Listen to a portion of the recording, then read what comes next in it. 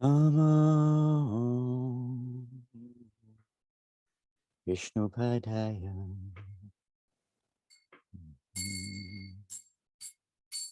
Krishnapastaya Bhutale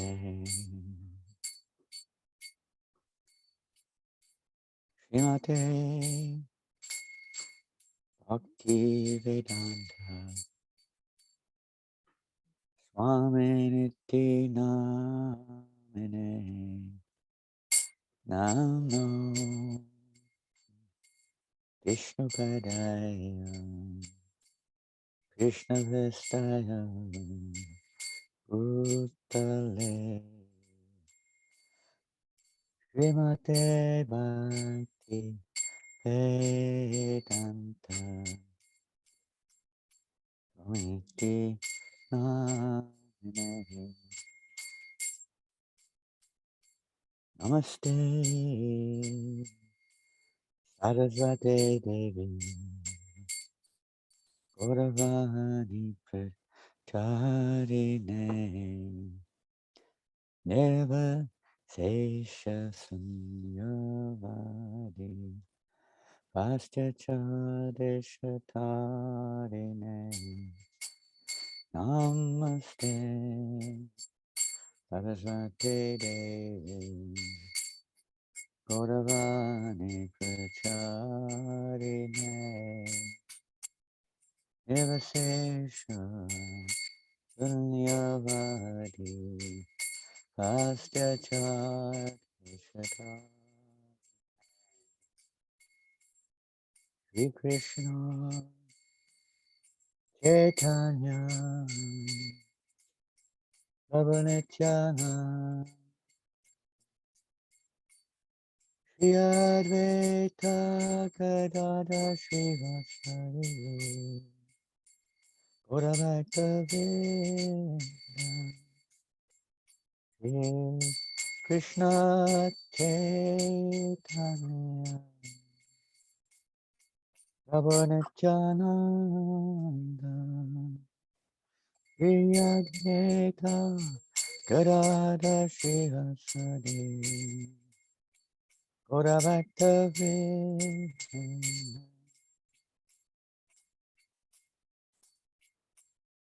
Radha Madhava Kunja Bihari Radha Madhava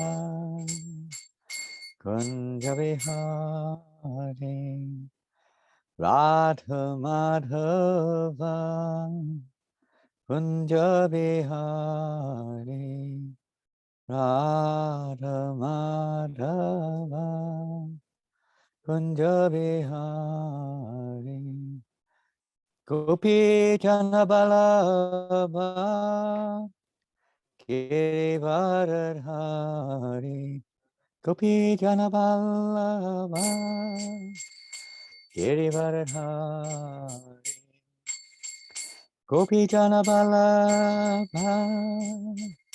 Girivaradhari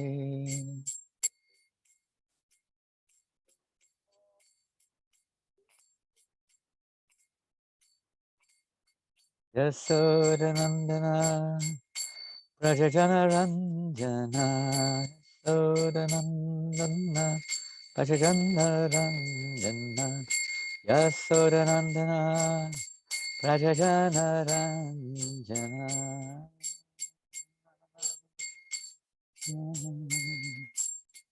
Yamuna Tira Vanachari Yamuna Tira Vanachari Yamuna Tira Vanachari Yamuna Tira Vanachari Radha Madhava Kunja Bihari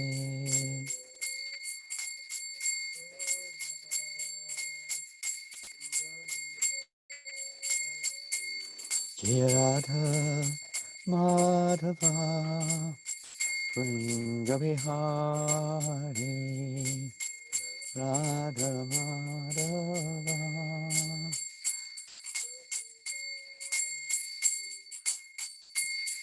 Hare Krishna, Hare Krishna, Krishna Krishna, Hare Hare, Hare Rama, Hare Rama, Rama Rama, Hare Hare, Hare Krishna, Hare Krishna, Krishna Krishna, Hare Hare, Hare Rama, Hare Rama, Rama Rama, Hare Hare, Hare Krishna, Hare Krishna, Krishna Krishna, Hare Hare, Hare Rama, Hare Rama, Rama Rama, Hare Hare, Hare Krishna, Hare Krishna, Krishna Krishna, Hare Hare, Hare Rama, Hare Rama, Rama Rama, Hare Hare, Hare Krishna, Hare Krishna, Krishna Krishna, Hare Hare, Hare Rama, Hare Rama, Rama Rama, Hare Hare, Krishna, Hare Krishna, Krishna Krishna, Hare Hare, Hare Rama, Hare Rama, Rama Rama, Hare Hare, Hare Krishna, Hare Krishna, Krishna Krishna, Hare Hare,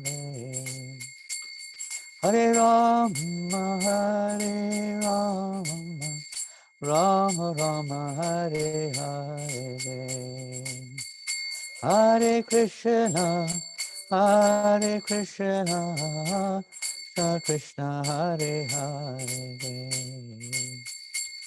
Hare Rama, Hare Rama, Rama Rama, Hare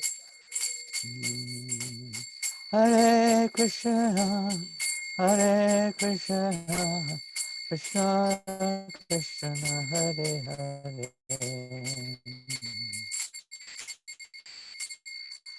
Hare Rama, Hare Rama, Rama Rama, Hare Hare, Hare Krishna, Hare Krishna, Krishna Krishna, Hare Hare.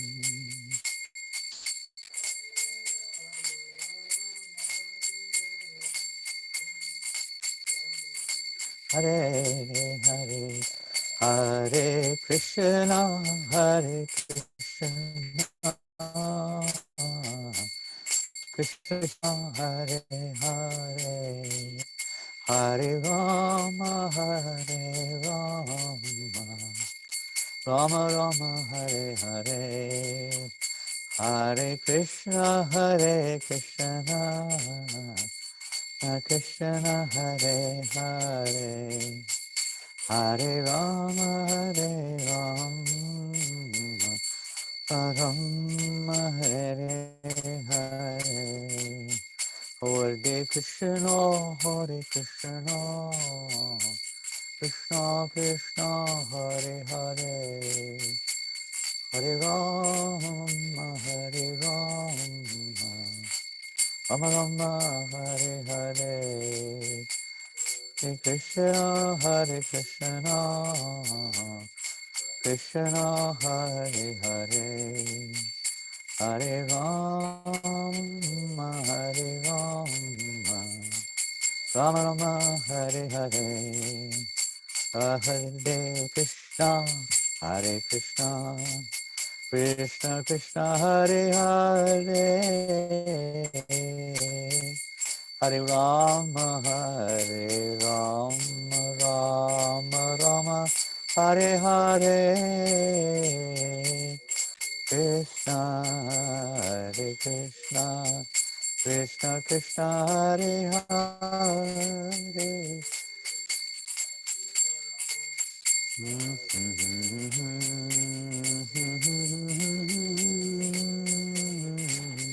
Hare Krishna, Hare Krishna, Krishna Krishna, Hare Hare,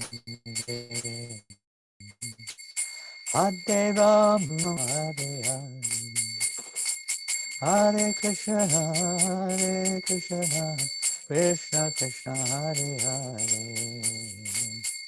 Hare Rama, Hare Rama, Rama Rama, Hare Krishna, Hare Krishna,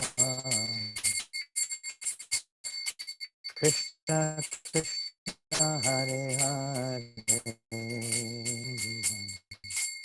Rama Rama, Hare Hare, Hare Krishna, Hare Krishna, Krishna Krishna, Hare Hare.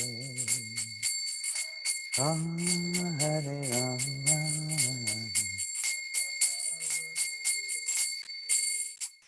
Hare Krishna Hare Krishna Krishna Krishna Hare Hare Hare Rama Hare Rama Rama Rama Hare Hare Hare Krishna, Hare Krishna, Krishna Krishna, Hare Hare,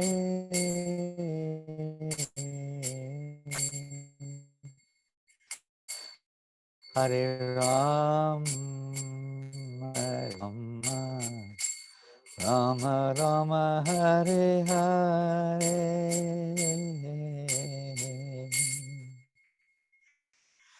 Prabhupada ki jai. Shri Gaura Kai jai. Shri Krishna Balaram ki. Grantaraj Srimad Bhagavat ki.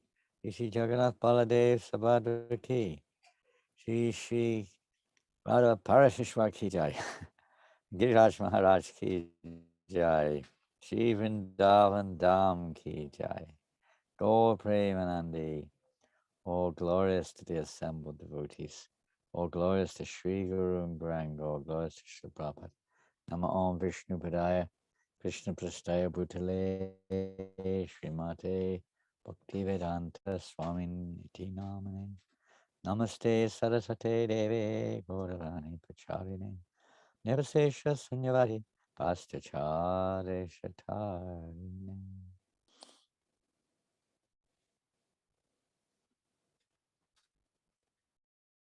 Hare Krishna, everybody. So nice to see you all this morning. Morning in France, maybe in Australia, it's the evening time. How Krishna consciousness movement is chanting the holy name, hearing Srimad Bhagavatam, distributing prasadam, going on every moment all over the world, different parts of the world.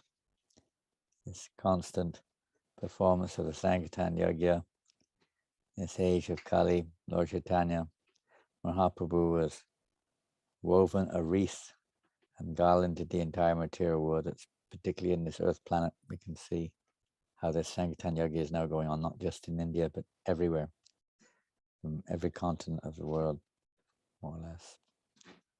So Srimad Bhagavatam is also going everywhere, all over the world, in all languages, and practically every country of the world now, Srimad Bhagavatam is to be found.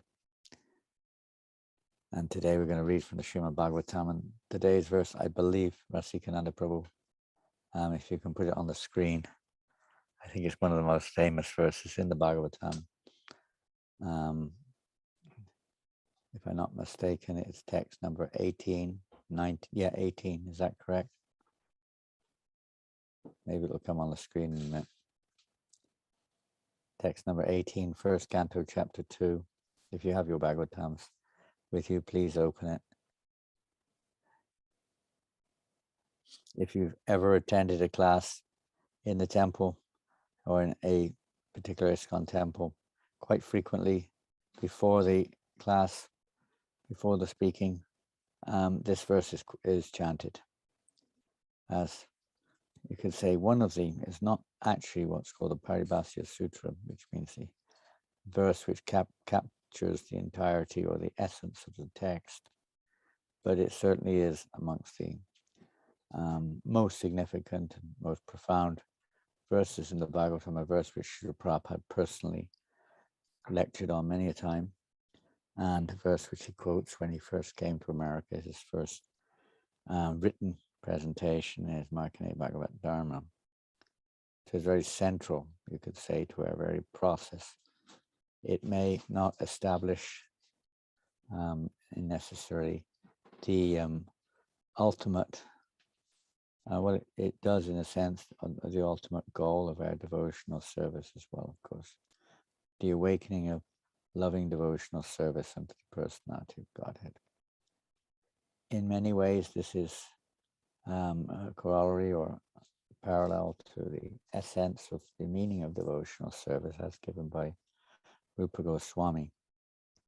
How this definition of devotional service, devoid of any trait or any desire, any endeavor, let's say, which is separate from the pleasure of the Lord, any selfish pursuits, and at the same time, devotional service is the awakening or the manifestation of favorable, loving devotional service to the Lord. So this verse also, in one sense, is a definition of the effects of devotional service, as well as the method of devotional service. It's a very significant verse, and the theme of this verse comes up regularly through our through Srila Prabhupada's purports and through the Srimad Bhagavatam.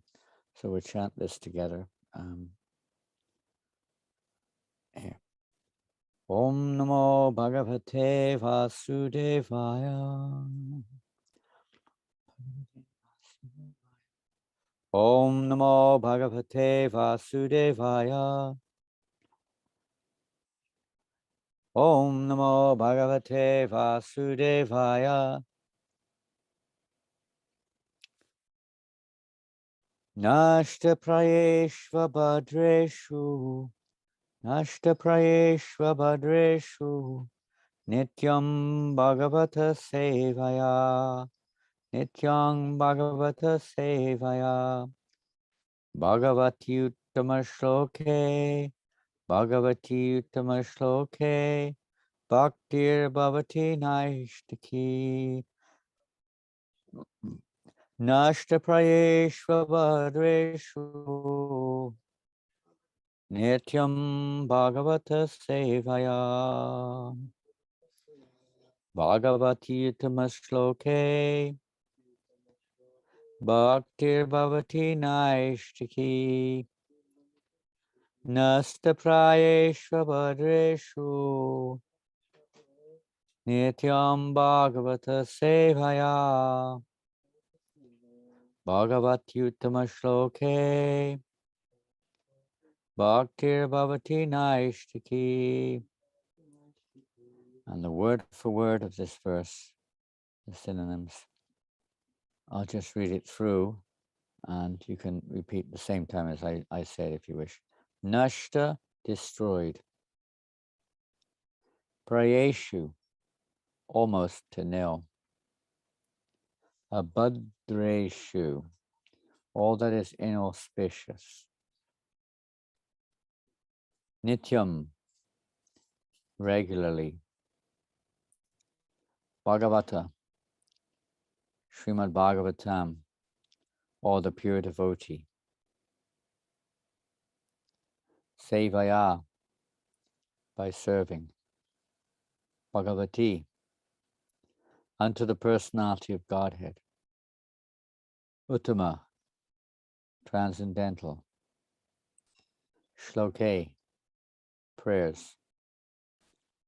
Bhaktihi, loving service. Bhavati, comes into being.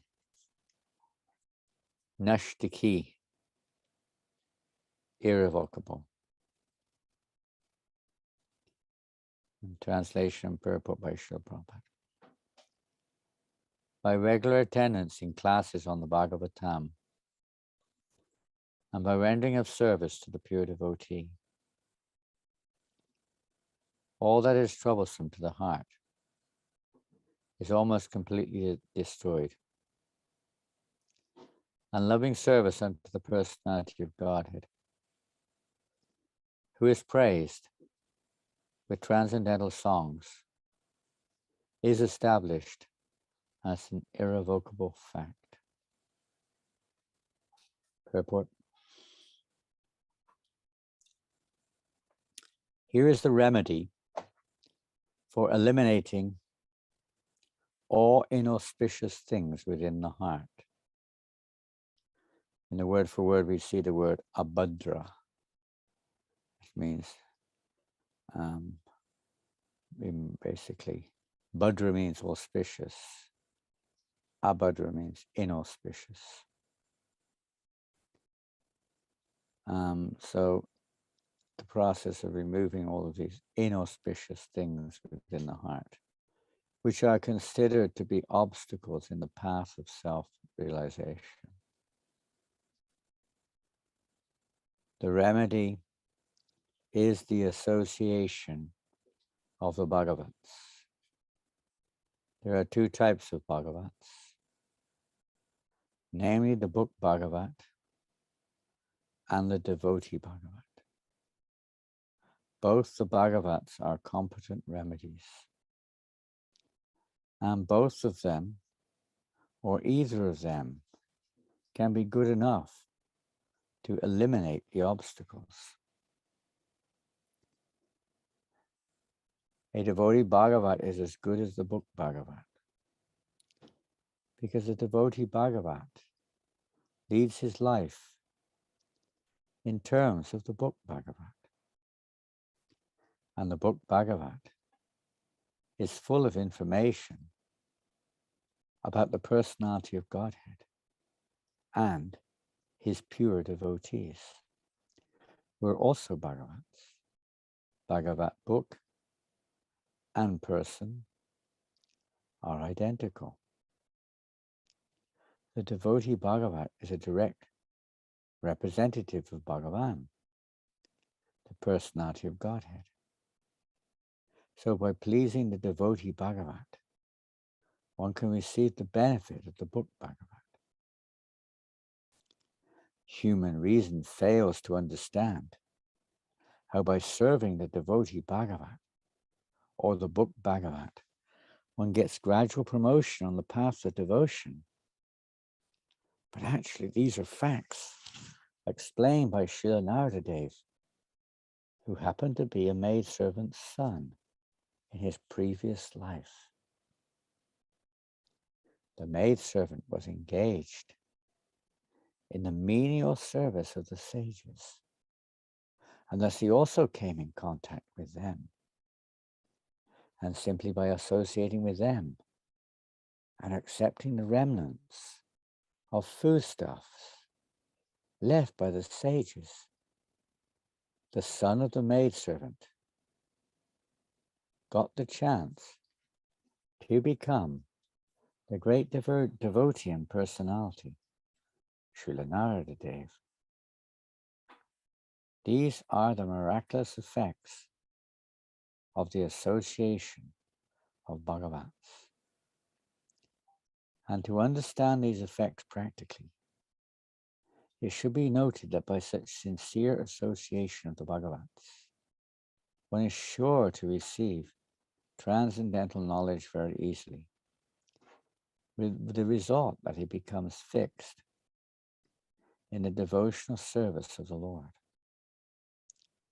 The more progress is made in devotional service under the guidance of the Bhagavats, the more one becomes fixed in the transcendental loving service of the Lord. The messages of the book Bhagavat, therefore, have to be received from the devotee Bhagavat. And the combination of these two Bhagavats will help the neophyte devotee to make progress on and on. And end of the purport. We can go back to the word for word, please. So,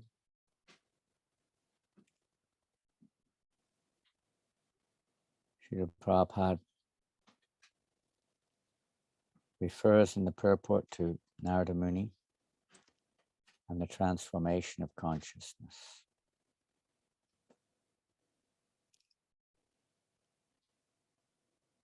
In this verse, the word nityam is mentioned.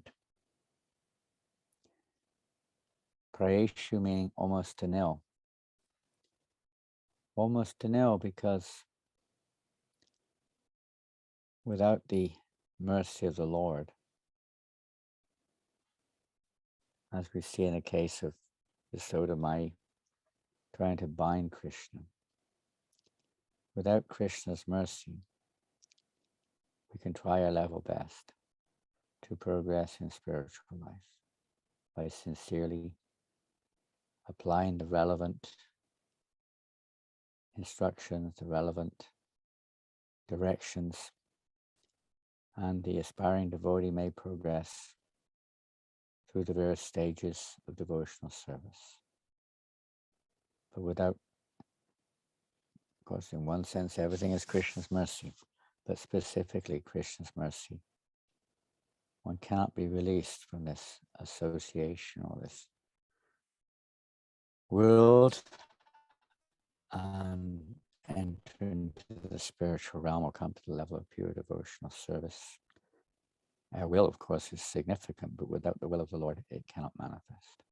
So almost to nil.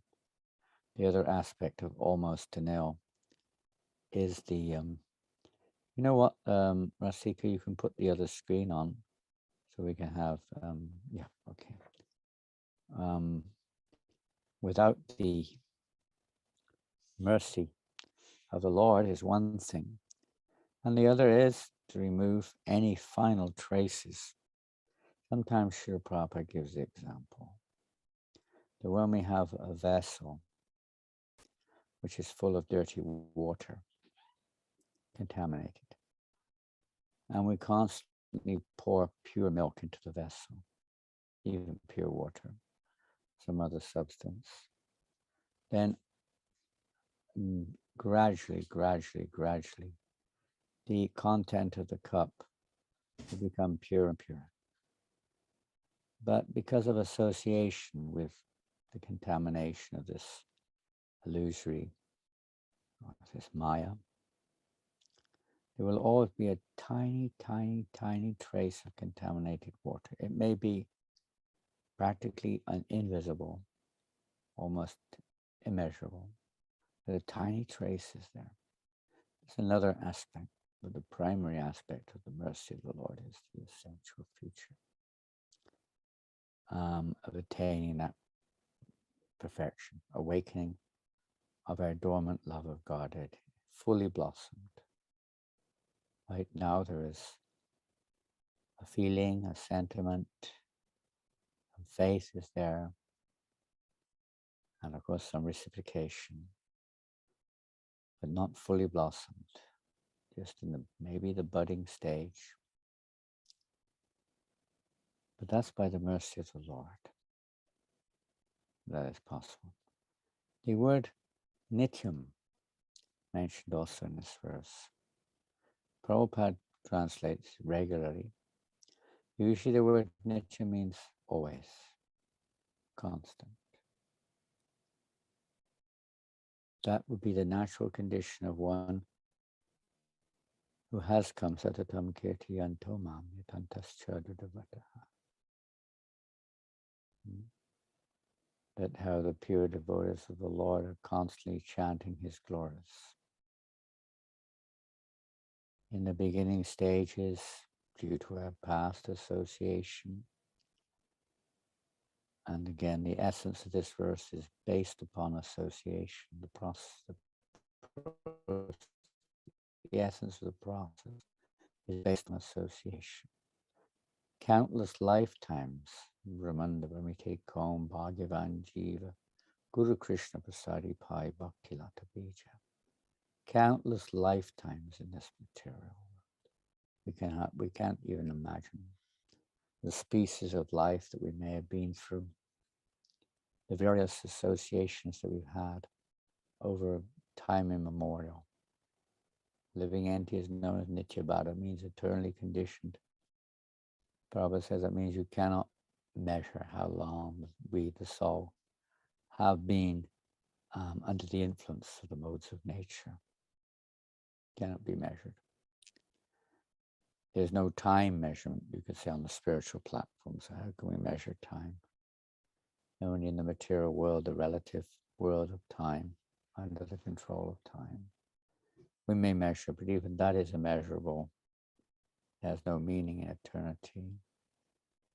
So the living entity for time immemorial has been associating with the modes of nature and the objects within those modes of nature. Conditioned souls identifying with the modes of nature. So we have accumulated a particular covering over countless lifetimes, be it what it may now, due to our various, how we respond to the association we have, determines our, say, journey in this world. In the Bhagavad Gita, we see that the Lord describes the consciousness of the living entity. He compares it to the wind or the air. How when the air passes over a particular, say, forest or garden or whatever it may be, it picks up the odor, the scent of that particular object or objects. Maybe when the air passes over a fragrant bed of roses, from a distance you can smell the sweet fragrance of the roses. When the air passes over a forest which is burning, sometimes from hundreds, if not thousands of kilometers away, one can smell something burning. It's a very big fire. When the air passes over a cesspit, stove pit, then we can, what's that nasty smell? Sometimes when you're driving a car, if you drive a car, in the countryside particularly, the farmer is using some manure, chicken manure or something. Very strong odor, very strong. Those different persons react differently. Some feel it's horrible, some feel it's nice. Different people are conditioned. Yesterday on Harinam Sankirtan, we were in Paris, in the center of Paris, right in the main center. And there was nearby in a kind of it's like a park, not exactly behind. There was some, I don't know what type of dance music was going on there, some display. And very passionate. Hundreds and hundreds and hundreds of people gathered around. And we're chanting, dancing and chanting. And a few people coming and going. Because they're conditioned. It's like a dog. It's very conditioned, cannot relate to many of the attractions of a human being. If there's a male dog, a she dog comes along, male dog may be very interested. If there's some stool on the ground, some urine on the ground, the dog is very interested. Maybe bones, we don't see so much of that now, but traditionally dogs are attracted by bones. So similarly, different humans whose lifestyle is whatever it may be, in many ways similar to that of an animal, eating, sleeping, mating, defending, and eating foodstuffs which are not really fit for human beings, intoxicants and so on. Their attraction is going to be for what it states in the Bhagavatam, just like the refuse, the food fit for crows. They're not attracted, just like birds. Swans are attracted to tradition, to beautiful places, nice clear lakes, clean places, whereas crows are attracted to dirty places where rubbish is thrown out or dead creatures are lying around. So generally speaking, different types of consciousness of the living entity, when we come in contact with an object, the two different humans will see it differently. One will see it as beautiful, one as ugly, one as attractive, one as not, one as fragrant, one as non-fragrant. They'll see it differently, tasty or untasty or nasty taste, because our consciousness is differently colored, kalatmika, and we're seeing through the consciousness. And through the consciousness, we perceive things differently. So this change of consciousness, which takes place by association. Of course, it may take some time to make a significant change in the way we perceive things, but that's the nature of this world, is the nature of Krishna consciousness. Lord Kapila Dev says, every learned man knows that the greatest entanglement in this world is our attachment to the sense objects. When that same attachment is transferred to the self-realized souls, that attachment to the self-realized soul becomes the cause of our liberation from this material world. Hiranyakashipu, normally we don't look to him as a reference point of authority, but in the Srimad Bhagavatam, he's actually addressed there by Shukdev Goswami as Sri Hiranyakashipu. The blessed Hiranyakashipu spoke. We don't normally see it like that. But he also spoke some profound philosophy. After the death of Hiranyaksha, he spoke to the family members. More or less, he spoke the science of Bhagavad Gita, at least the preliminary parts of Bhagavad Gita, not devotion to the Lord, but the truth about the jiva, about karma, and so on and so forth. He had knowledge of these things. He was just against Vishnu. He was very learned. So one of these statements he makes, of course, is that association acts just like a touchstone, or like a crystal, rather, not a touchstone, a crystal. Whatever comes before it is reflected. So by association, that's reflected in our consciousness, and it gradually molds our consciousness and consequent reactions to various obstacles or individuals within this world. So persons whose consciousness is very covered by the modes of ignorance and passion are not at all attracted any more than a bird or an animal towards transcendental sound vibration. They're attracted to objects which fit their particular condition, passion and ignorance. Sometimes a tinge of goodness is there, but the primary, especially in Kali Yuga, the primary effects of passion and ignorance are overwhelming.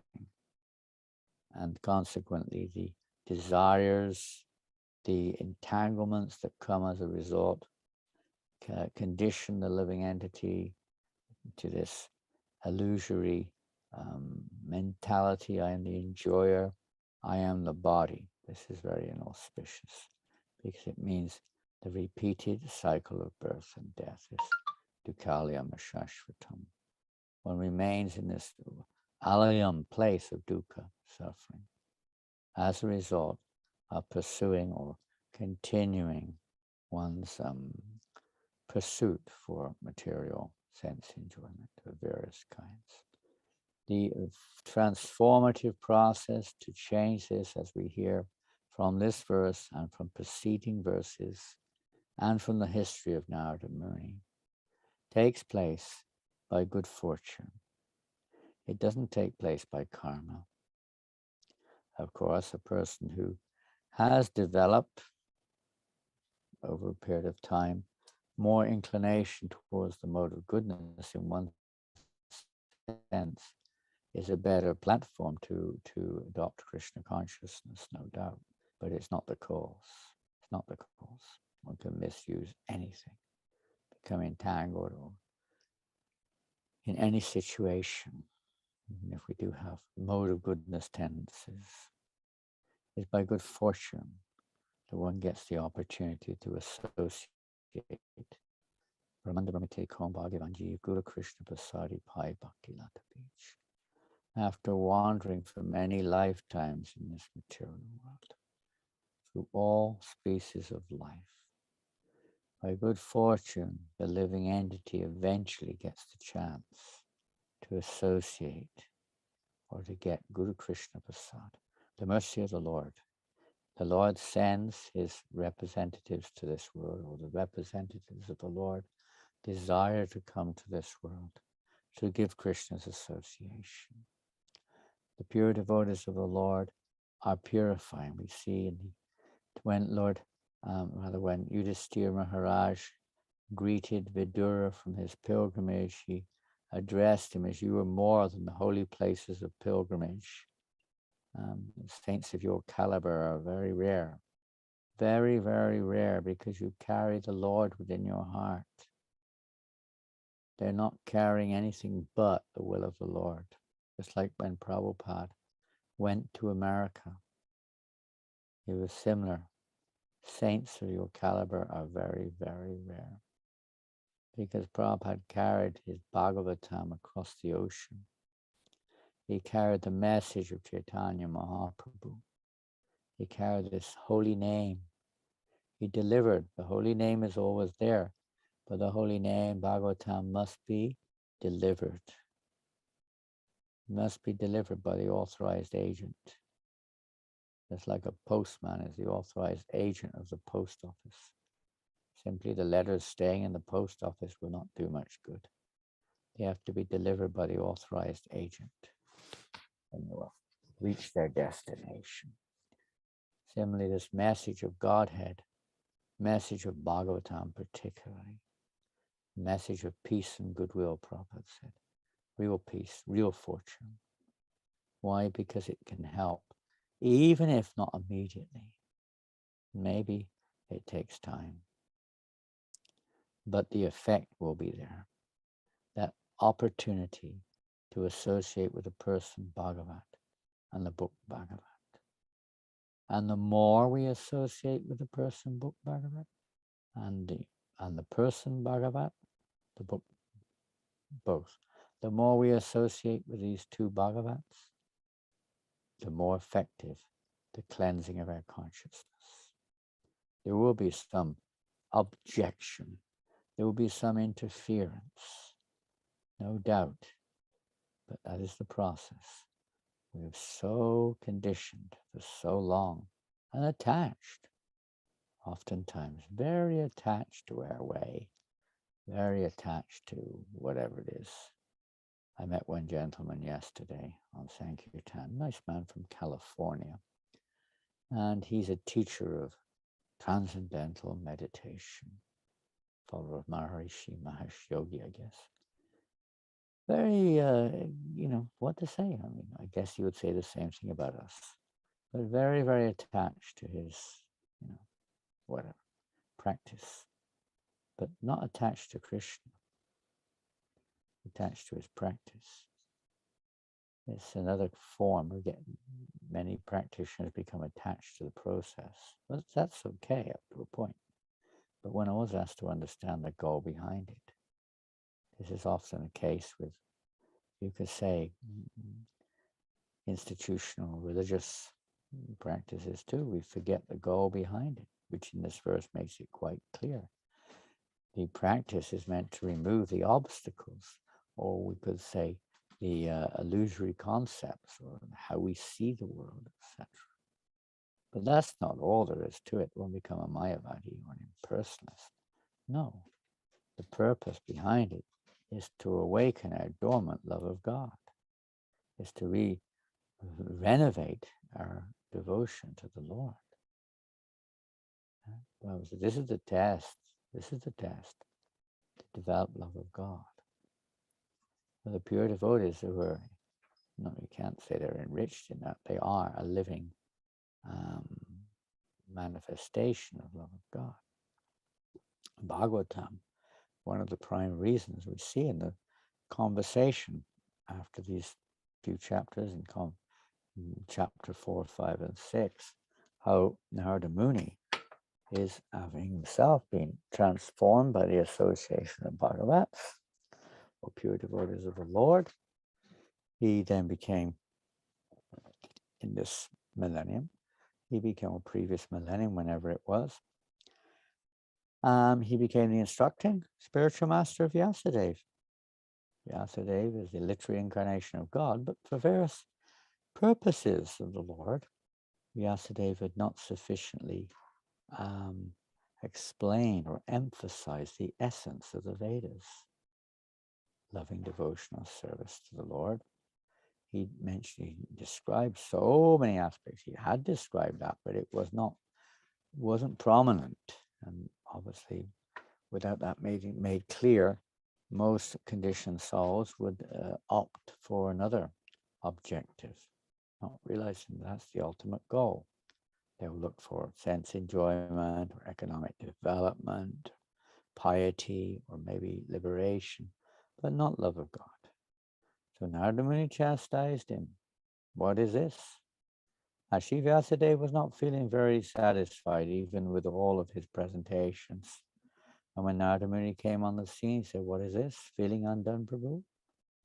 Then he began to explain the reason for Vyasadeva's moroseness, you could say. You've not sufficiently glorified the Supreme Personality of God. So then he inspired him to compile Srimad Bhagavatam for the welfare of all living entities. This is the association, directional association. Just by absorbing our consciousness, even without, as Mr. Prabhupada says, human reason cannot understand how this is possible. And because we don't, what to say, it's impossible for a child to understand how various things take place. Even now, for you, maybe you know, I don't know, I can't understand at all. For instance, how a computer works, or even how a mobile phone works. Most people can't really understand a little bit, maybe, how a car works. We don't even understand how our body works. That's probably the most inconceivable of all to a conditioned soul, how the body is working. Scientists, medics, still can't really work it out, something, but they can't really work out exactly why it's all going on the way it goes on. It's so inconceivable, practically. So similarly, the transformation of consciousness.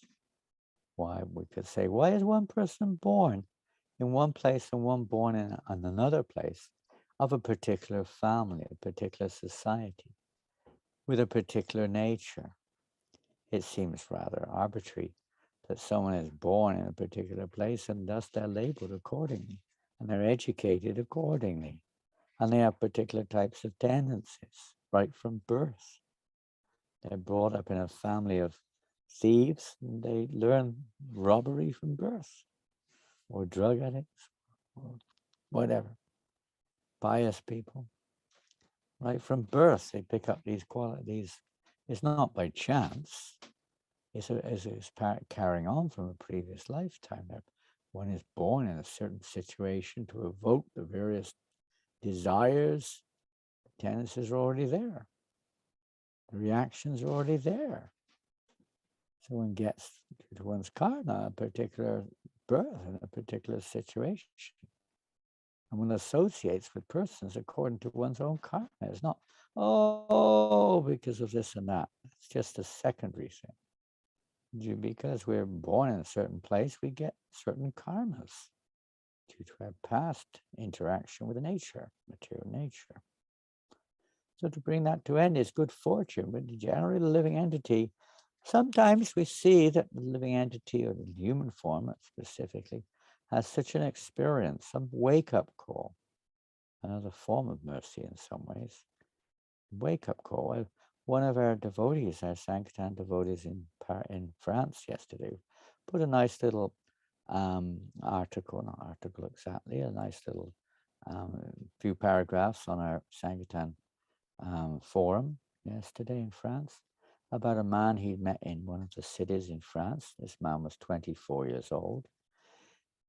He was in the army for 4 years or something, French army, and he got shot and injured very, very badly. He was fighting somewhere. They thought he was going to die, blood everywhere. And somehow or another he survived. And after he survived, he was extremely happy. He went through a very traumatic experience. Very, very bad. And he was very, very happy. And the doctors were a little surprised. Why are you like this? They thought he had some mental problem here, because almost invariably, when soldiers go through traumatic experience, they become somewhat deranged. Almost invariably, not always, but frequently, but certainly not like, full of like happier than he's ever been before. And he kind of explained that when in that situation, how he was a pious person, he was a religious person. In fact, he'd already come in contact with devotees also. That he just felt how the Lord was so merciful. He was taking shelter of the Lord. And when he became recovered, he felt, he was just feeling God's mercy.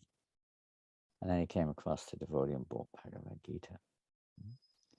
A very fortunate situation when we can remember in difficulty. Say when the obstacles are not what we want them to be, the objects. And then when we remember Krishna, it's a great, sometimes people get that. Oh, God, save me. And we start praying to God. Something it may be motivated by material things, but still it is a connection there. That connection is there, some conscious awareness. So sometimes that comes deep down in all of our consciousness, is some remembrance of the Lord, just so covered. So to awaken that remembrance of the Lord, sometimes severe situations also evoke it, and we look, then we start searching, as Narada Muni did, in a different way, of course, when the Lord gave him a momentary darshan. The rest of his life he was searching for that Lord. So that sometimes sparks off a person's quest in this lifetime for the absolute truth, or for something, for God, or whatever people call it. Like that. So Narada Muni, very wonderful transformation evoked. Now the other side of it is by good fortune. The good fortune Prabhupada describes is the opportunity, willing or unwilling, knowing or unknowing, the opportunity to associate with devotees. This is the Sankirtan movement. Not that we're the doer, we're just meant to be carrying Krishna's association to us in the form of the holy name, in the form of prasadam, in the form of Srimad Bhagavatam, and so on. This is non-different than Krishna. To the degree that we are transparent media, to that degree, of course, you could say the effect or the potency will be more or less. Even if it's less, it's still there. It's still a benefit. And the more potent or the more transparent, the more surrendered the carrier is, the more effective or more potent the message will be. And we see this with pure devotees. A moment's association, sadhu sangha, sarva shastra koi, lava matra, sadhu sangha, sarva siddhi hoy. A moment's association with a pure devotee of the Lord, everything can be revealed just by a moment. It's a potent association. Others, it may just be a little bit, may take time, and nothing's happening by chance. The living entity's free will is in place. The Lord's free will is in place. The Spirit, the devotee's free will is in place. But the message is one of good fortune to the conditioned souls. Somehow, that's one of the reasons Srila Prabhupada emphasized more the books. In one letter, he said, what will your 2 or 3 minutes talk do? They may or may not, oftentimes it may not, absorb anything or even agree with it. But if they take a book, there is permanent benefit. Krishna, they're taking Krishna with them. Book Bhagavat. And that will have an effect, even if they just keep it in their home. Srila Prabhupada said, these books are like deities. Even not that we should just keep them in the home, but they do nonetheless have this effect. They're more effective if you take the plastic covers off them. They're a little bit more uncovered. Better chance of reading. Many times we go into devotees' homes to whatever reason, and we may ask, can you bring the 4th canto part 3? Then have to open up the box, find it, if they know how to find it, take off the plastic cover and bring it. It's been there 2 or 3 years. Or they go to the bookshelf and they're busily dusting it before they bring it to you. It's been sitting there accumulating dust for many years. Even still, there's benefit there, but we should really take benefit. It's like if you've got $1 million and you don't use it. You can say you've got $1 million, you might feel some goodness about that, but it's not much use if we don't use it. It doesn't do anything. It just sits there like toilet paper. What's Bhagavatam's not like that. It's still, because it's a living scripture. So, but still, if we really want to evoke or awaken our relationship with Bhagavatam, then we should serve the Bhagavatam as we should serve the devotees. Essential feature of advancement of evoking Krishna's mercy is service to the devotees. So we should serve the Bhagavatam. It's not so difficult. I mean, there are details you can get into, placing the Bhagavatam on a golden throne, worshipping and so on. But even aside from that, just reading it, Krishna says in Bhagavad Gita, one who studies his Bhagavad Gita, who worships me with his intelligence, his face. So studying it is a form of worshipping Bhagavatam, distributing the Bhagavatam, talking about the Bhagavatam, remembering the Bhagavatam, which means remembering the teachings of the Bhagavatam, all the pastimes therein. This is the greatest service. The gopis, when they were in separation from the Lord, we may have heard this Gopi Gita, very famous verse. In fact, once upon a time, when Chaitanya Mahaprabhu was in Jagannath Puri, and he took a little break on the Rath Yatra parade, Jagannath took his meal. He went to go into the Jagannath Vallabha gardens, and there King Prataparudra came in to the gardens with a hope of getting his association, taking off of his royal dress, putting on the dress of a sadhu. He entered into the gardens. By permission, he massaged the Lord's feet. Then he began to sing the Gopi Gita. And the most famous verse of the Gopi Gita, probably, Tavakatam mitam tapta jivanam kapipiriditam kalmashapaham shravanamangalam srimadatatam bhuvi vinantiye burida janaha. Where the gopis, they're pining for the association of the Lord. Topics spoken by the Lord, topics about the Lord, are the only relief for those struggling or suffering in this material world. They're the only relief. Everything else is patchwork within the modes of nature, basically. It's not just to get released from the material world. That isn't enough either. One may again, come under the influence of the modes of nature without the alternative. Without that relationship, the soul has to be attached to something. Some kind of relationship has to be there with whatever. So unless we're relating to Krishna, we've got to relate to something else. So the gopis say that those who are spreading this message of Srimad Bhagavatam or topics concerning Krishna are the greatest welfare workers.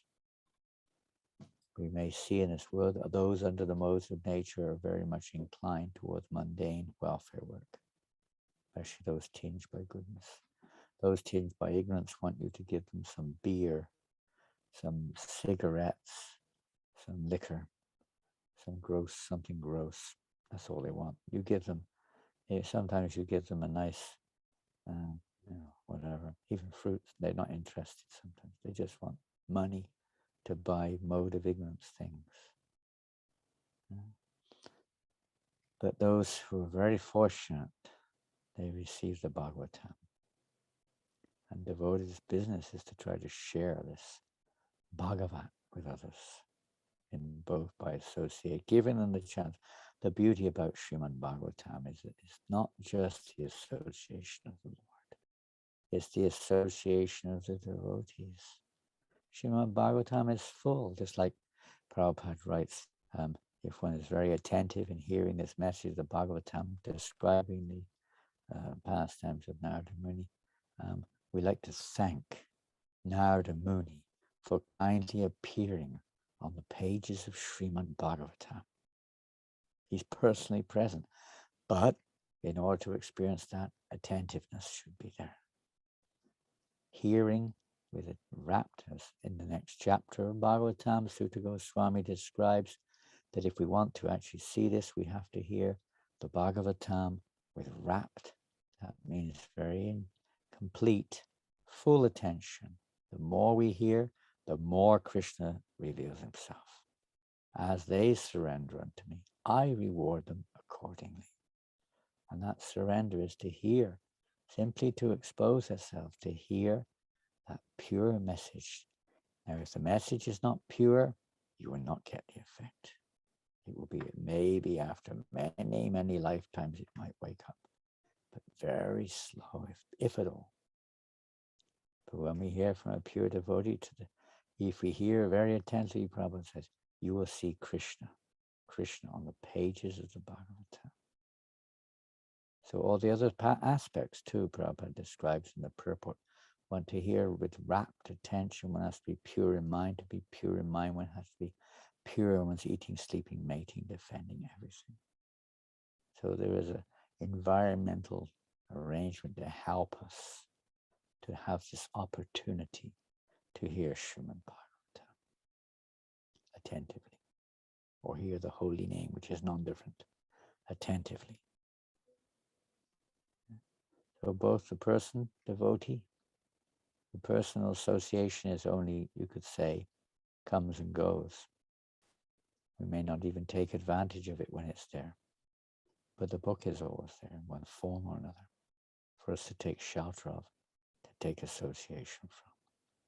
And this removes, this association, as material association contaminates the living entity's consciousness, associated with various types of material desires and attachments, concepts, and so on. The association of the Bhagavat awakens within our heart the attraction for the Supreme Personality of Godhead, step by step. Releases us from this, purifies us. Krishna's pavitram. More we associate with the holy name, with Bhagavatam, with devotees, our hearts, our consciousness become purified. And simultaneously, the attraction towards devotional service.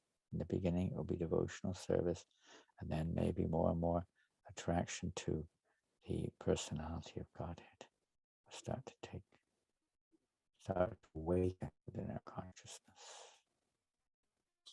Is the good fortune of the devotees giving that good fortune to, as we have received that good fortune, most of us coming in contact with Krishna consciousness movement by meeting a devotee or receiving a book or something like that. Somehow or another, we receive some good fortune. And in due course of time, we've taken up to some degree the path of devotional service. This path mentioned in this verse, serving devotees, associating with devotees, hearing Srimad Bhagavatam, following the direction of the Srimad Bhagavatam, distributing Srimad Bhagavatam like this. Very fortunate. Okay, I'll finish there on this very good fortune. And then next verses we'll hear the actual, you could say, direct effects of both the association of devotees and the effect of taking shelter of Srimad Bhagavatam. So I highly recommend any devotee who happens to be online now, and if they're not also, to somehow or another obtain Srimad Bhagavatam and at least regularly, if not always, nityam, at least regularly at this verse. It doesn't, although the translation says attending classes, in other translations, we see regularly hear Srimad Bhagavatam. Whatever way it is, you can't always attend classes per se, but at least we can regularly hear Srimad Bhagavatam. This is the process. This is the method of means of surrender, to hear regularly Srimad Bhagavatam. Every word of the Srimad Bhagavatam is transcendental, but because we're looking at it through mundane eyes, we can't understand or see it like that. By the grace Omagyana Timarandasya Gananjana Shlakya of the pure devotees, they help open our eyes so we can see Srimad Bhagavatam. So take advantage of it. If we do have it, or if we don't have it, procure a set or whatever you can manage and try to regularly associate with Srimad Bhagavatam. If you can't read very much, at least have a recording of the Srimad Bhagavatam lectures or someone reciting Srimad Bhagavatam on some kind of oral recordings like that, so we can associate, and gradually our consciousness will become enriched with devotion. It probably still is, but I don't do service much now and just sit around. But when we were earlier days of Krishna consciousness, I always remember those wonderful times in the kitchen when maybe the older devotee had been in the movement at least 6 months, was cooking, and the new boy was washing the pots, new girl, and the older devotee would be talking about pastimes from Krishna book. Of course, we never heard them before, so it was very, very fascinating, very amazing, mystical effect. Why is it inconceivable? Because Krishna is inconceivable. But that inconceivable, who's impossible to understand with material senses, reveals himself accordingly. If we make this sincere endeavor to associate with the Bhagavats, serve the Bhagavatam, associate with the Bhagavatam like that. Okay, I'm going to finish there. Grantaraj Srimad Bhagavatam Ki Jai. So are there any questions?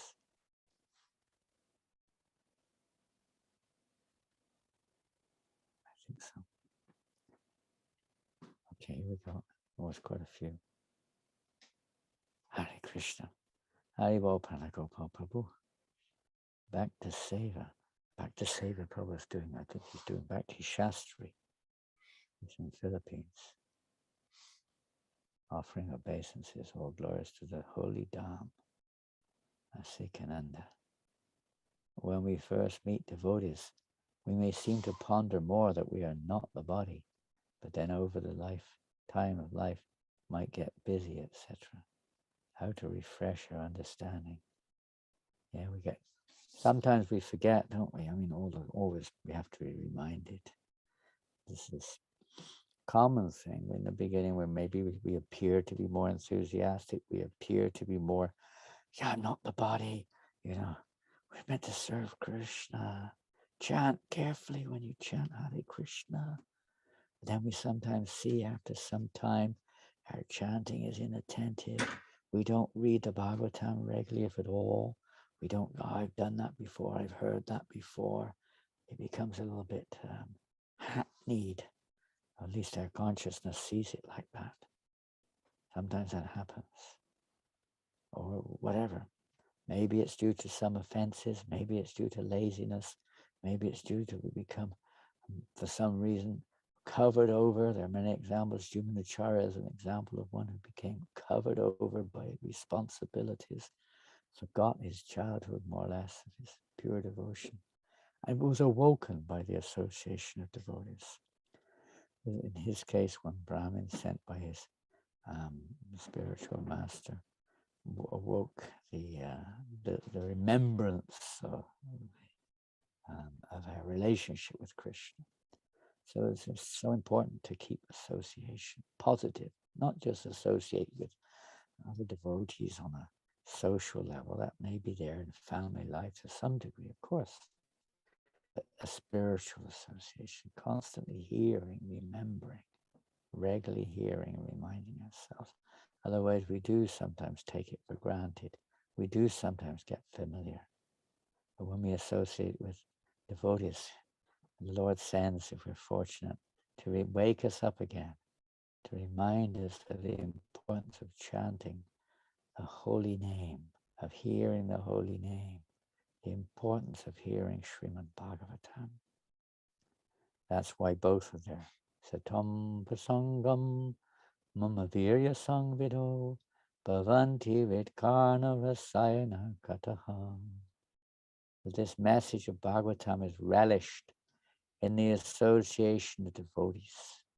Difficult on your own, we understand. But with the association of devotees, it's more relishable. It's churned. One can churn that ocean of nectar.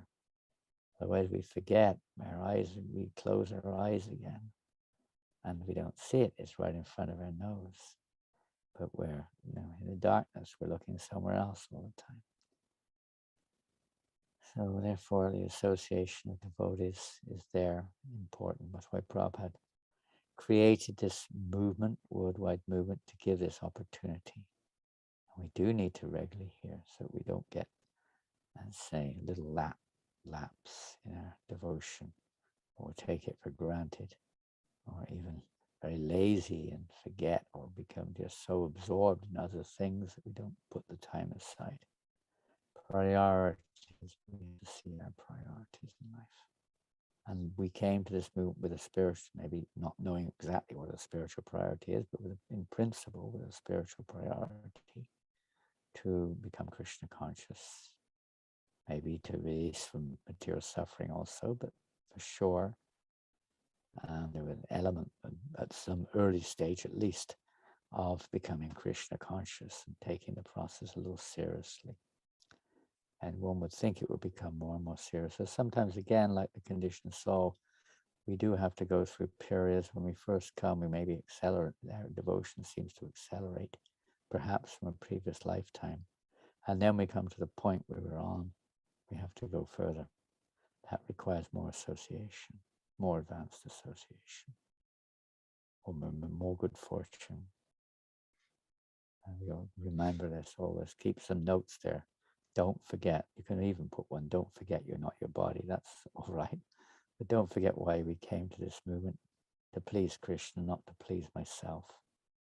Not just to, become comfortable in this movement or world. We come here to please Krishna. This is the point of devotional service. Not just to, release oneself from suffering or to feel good or whatever it is. But no, to serve Krishna, to serve his heart's desires. Okay. Just wondering, have you received the French Srimad Bhagavatam sets? This is from Lakshmi Priya. There's a few more before that. I'll go back in a second. Well, we haven't. I hesitate to say exactly what's going on, but we have received message that they're printed, and they are printed in India, together with many, many Bhagavad Gitas in French and other books too. And they're awaiting shipping to France. That's all I can say right now. I don't know. I hope that that's completely true, that they are actually fully printed and awaiting shipping to France. Shipping to France, or to, let's say, to Europe, in this case, not directly to France, can take quite some time. Kali Yuga, every time you ask a question, it's COVID. Because of COVID, everything is delayed. And now it's because of the war in Ukraine. We can't just, there's always one thing after another. This is Kali Yuga. Look at the life of Srila Prabhupada. What struggles he had to go through.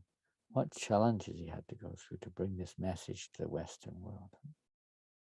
What struggles? In every respect. So, sometimes they say good things don't come so easily.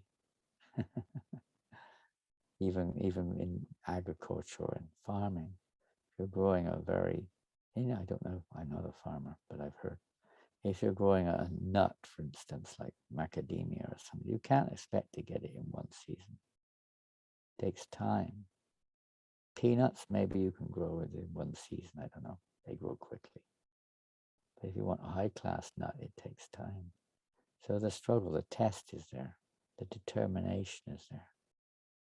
Yeah. An eagerness. We have to develop that eagerness. Sometimes when we have a bad experience or a traumatic experience, that sometimes wakes us up too, and we go back. I've got to take shelter of Krishna again. So as far as the Bhagavatam is concerned, your prayers would be much appreciated. That the Bhagavatam arrives on French soil or whichever soil it's meant to go on as soon as possible, so that the conditioned souls can get this opportunity to associate with the book and person Bhagavat. Okay, another one here. We've got Gauri Das Prabhu.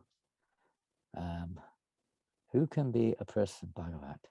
One's Guru, any devotee of the Lord, or a Vaishnava engaged in Lord Krishna's devotional service, even if he's not highly elevated. Iya yasya haredasya kamanaman samgiram.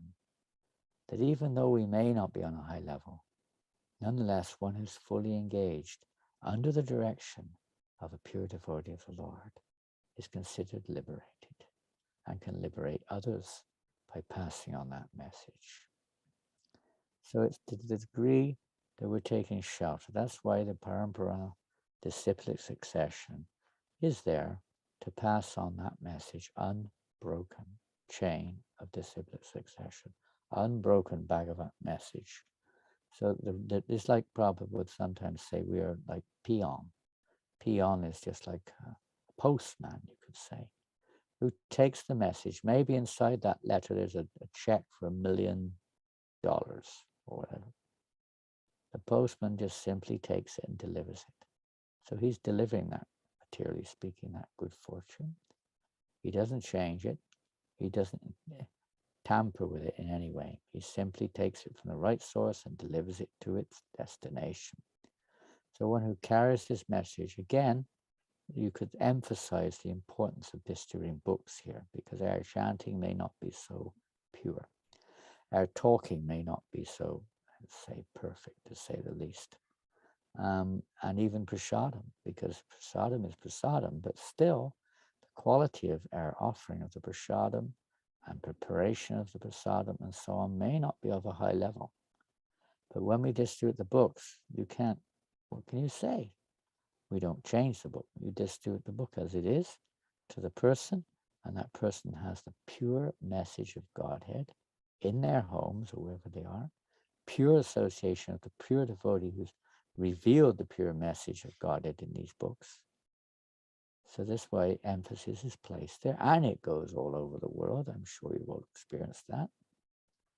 Books, you meet people who've got a book in New Zealand, a person who got a book in Australia, they got a book in London, in New York, and here, there, and everywhere. And they've still got, oh yes, I've still got that book. I met one man yesterday on Sankirtan, the black man. At first he said, "Are you monotheist? Are you monotheist?" And the Doors didn't know what a monotheist was. I was just nearby. So I went, "Yes, we're monotheist. Monotheist means we believe in one God." "Oh, wonderful. I love you." I think he was a Christian, a black man. "I love you all. If you're a monotheist, one God, right? One God for the whole world. We're all his servants." He was really quite into it. He was quite, you could say, somewhat realized. Very sweet guy. And he just was so happy to hear. He said, "I've got 2 or 3 of your books over there. I've never read them. But now I'll start reading them if you're monotheist," he said. Amazing. Very sweet guy. He was just so happy to hear the devotees were monotheist. There are different persons at different levels. Those books wait their time. Prabhupada one time said they're like time bombs. They take a little while before they, necessarily take a significant effect on the person in their life. But the time will come. They reach their destination somehow or another, wherever it's meant to be.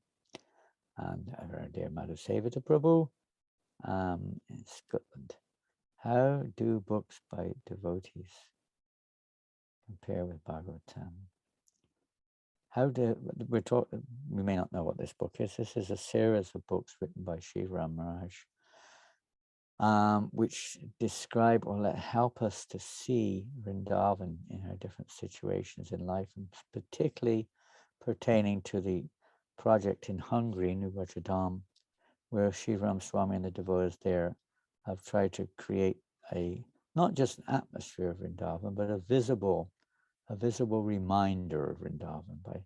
And we see this in many of our temples around the world. We have pictures of Vrindavan, maybe different items from Vrindavan, maybe different places, which like Govardhan Hill in the garden or something, to remind us of Govardhan, different pastimes of Krishna depicted in different places around the property and so on, to remind us of Vrindavan.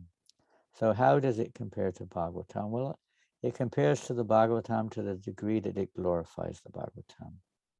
Anything which glorifies the Bhagavatam or inspires us to study the Bhagavatam is valuable. If it doesn't inspire us to read the Bhagavatam, then it's not so effective. The Srimad Bhagavatam is the cream of all the Vedic literature. Everything else is corollary or support to the Bhagavatam, or helping us to go deeper into the meaning of Bhagavatam. So if this beautiful compilation, and again, it's not necessarily the compilation, it's sometimes how we see it too. We may be seeing it through mundane eyes. It's like the Rasa Lila of Krishna. If we see that pastime through mundane eyes, better don't see it. We have to see it through surrendered eyes. We may not be able to understand it, but that way we become purified. Prabhupada said, don't try to analyze these transcendental paths. Just hear them, and our hearts will become purified. So it depends also on the approach of the hearer. Even if the message is pure, I know for sure it's directed clearly to entering deeper into the message of Bhagavatam. For sure. But others may see it as an alternative. It is not an alternative. It is an assistant to try to help us to enter in deeper.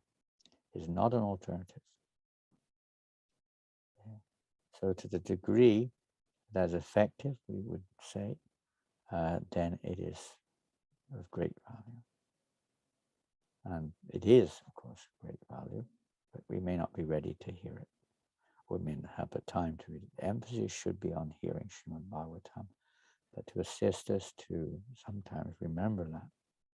We often read these books which are, for instance, let's take chanting the holy name. Which is more important, chanting the holy name or reading a book telling us to chant the holy name? They may both be important depending on time and circumstance they are.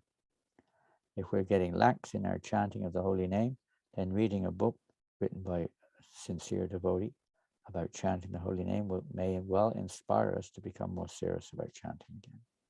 Similarly, by reading Srimad Bhagavatam, when we read books like Shivaram Swami Maharaj or others, it inspires us now to go forward. Now I become serious again. I'm going to read the Bhagavatam again. I'm going to be more attentive when I chant the holy name, whatever it is. We need these inspirations. Therefore, they're also very important. But again, it may not be significant in according to the particular time we're in. We have to take that which is relevant. Not that we should only do alternates and not do the essence. They should be complementary to each other. Complementary.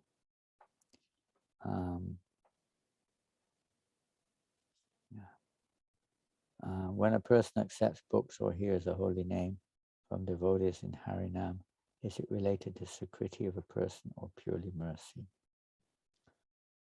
Well, the Sukriti of the person, meaning the material Sukriti, born of karma.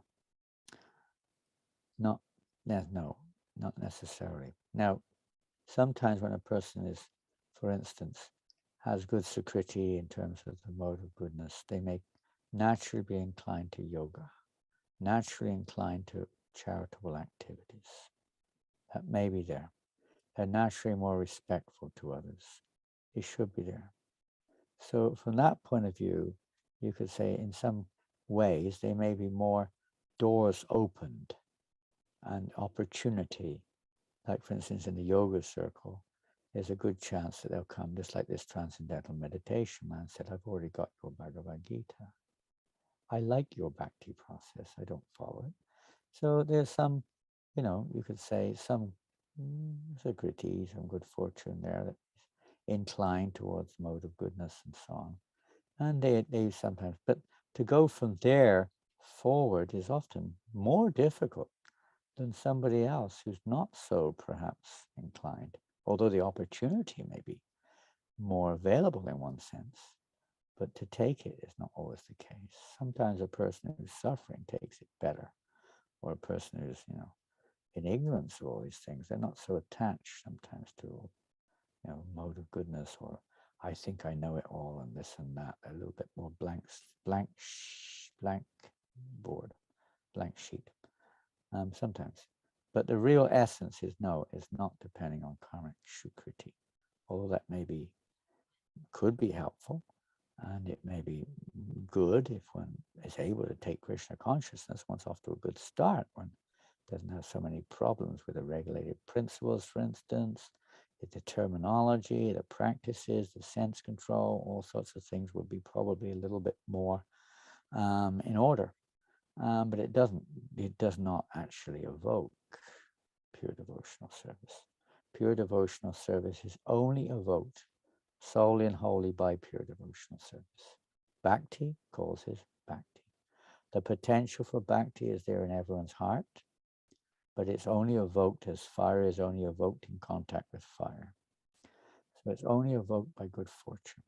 Now the devotee, those who are spreading Krishna consciousness I'm not saying they will, but they may be more inclined to go to places where people are a little more biased, a little bit more uncovered by the lower modes of nature. They may not also. When you go on the street, it's just random. Everyone's there. In fact, probably more mode of passion ignorance are on the streets in the cities. But so a devotee doesn't necessarily make a conscious endeavor to discriminate, but sometimes they do. They go to yoga studios to chant. They go to places where people are into, some kind of vegetarianism or something or another. Quite often, we often find that that's the case. Many devotees were vegetarian before they joined, or they gave up smoking, taking drugs, or whatever it was, before they really took up Krishna consciousness. So sometimes we find that, but that's not the cause. That's just an effect of coming closer to Krishna consciousness in one sense. So people who have already are adopting those things are oftentimes more inclined to take prasadam, for instance, or to sit in a kirtan for 1 hour and chant. They've got some good fortune, but how far they take it, like from Sukriti, how far they take it from there is another thing. Sometimes they don't go any further. So you can't really say one Sukriti itself is in any way is a cause, but it may be useful like that. It allows them to come into contact with good fortune. And whether they take it, that's the real thing or not. But the main thing is that bhakti is evoked by bhakti. So the more bhakti the devotee has, the more likely, however thick the coverings of the people are, that someone of that message will get through to them, however thick it is. Okay. Well, I think that's it for today. Wonderful, I think so. Yeah. Thank you all very, very much. Hare Krishna. Jai Shri Prabhupada. So now we have a great opportunity. Srimad Bhagavatam. If anyone wants a set of the French Srimad Bhagavatam, let me know. We're printing 2,000 sets. We're quite optimistic. And by Krishna's grace, we were able to raise most of the money that was required to print it from various kind devotees. And we sold. It's a little embarrassing in some ways because we were expecting the books by the end of last year. So we're like 9 months, 8 months late now. And not, we can't say that exactly, but they're delayed 8 months or more, maybe more. we were selling the books last year, prepaid to raise the money as well. I think 200 sets were sold in France last year, a few tours overseas also, and others sponsored. So some of them are already, printing costs is paid for because we've got to replenish or retrieve the Lakshmi to get more. So we hope that we'll be able to distribute these Bhagavatam sets. They're not complete, they're only up to the 9th canto, I think, maybe the 10th canto, the first part of the 10th canto, yeah. So it's the first 3 volumes, those translated by Srila Prabhupada. And then we'll be printing the remainder of the 10th canto, the 11th canto, and the 12th canto in the coming years. So that's another reason we printed 2,000, but we thought, well, we're not going to distribute all of these like that. Many devotees already got them in the previous print 35 years ago. But when the 11th and 10th, 11th, and 12th are finished, then we'll have a complete set. So rather than having to print again the first 9 or 10 cantos, we'll still have a good stock so we can then have complete sets. That was one of the logics behind printing so many at this stage. And we'll see what Krishna's plans are. Srimad Bhagavatam ki jai. Hare Krishna,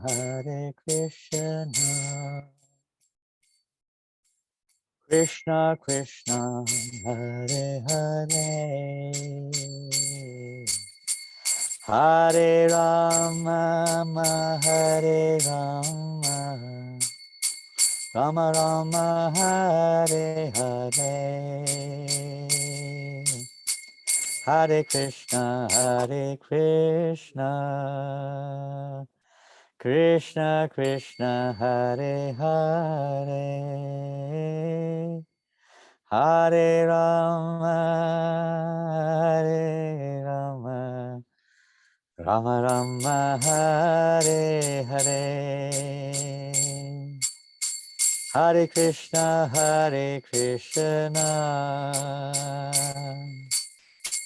Krishna Krishna, Hare Hare, Hare Rama, Rama Rama, Hare Hare, Hare Krishna, Krishna Krishna, Hare Hare, Hare Rama, Rama Rama, Hare Krishna, Krishna Krishna, Hare Hare, Hare Rama, Rama Rama, Hare Hare, Hare Krishna, Hare Krishna, Hare Krishna, Hare Rama,